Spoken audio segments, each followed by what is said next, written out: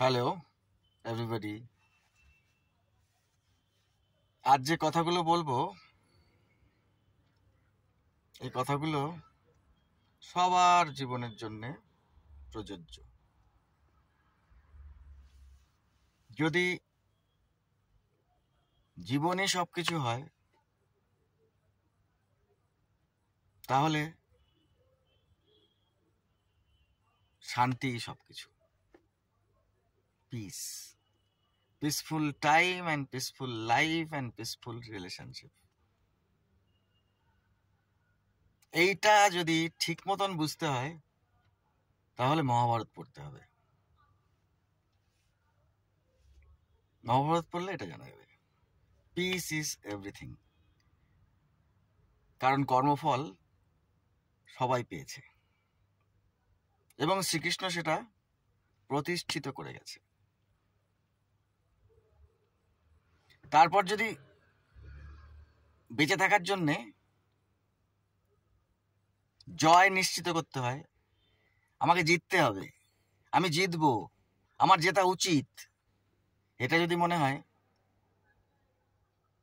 তাহলে রাইট সিলেকশনটা লাগবে। Right selection very important.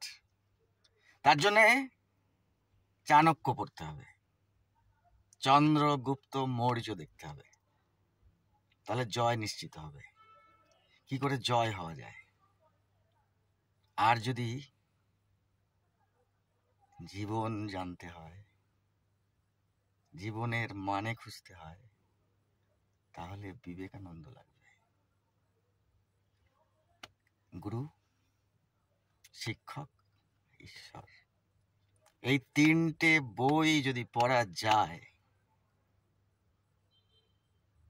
সমস্ত প্রশ্নের উত্তর আমরা ওখানে পেয়ে যাব।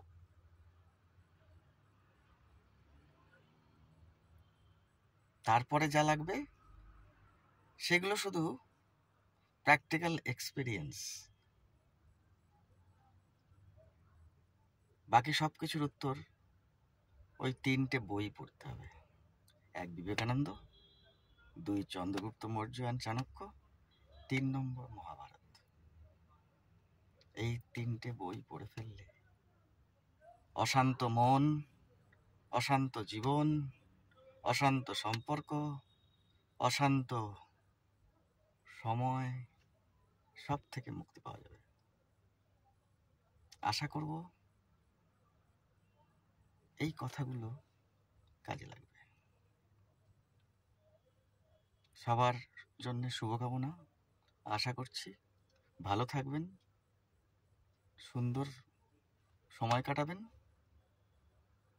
এবং জীবনকে উপভোগ করার চেষ্টা করবেন। Bye peace, bye justice. Thank you. Hope you will like my words. If you like, enjoy it.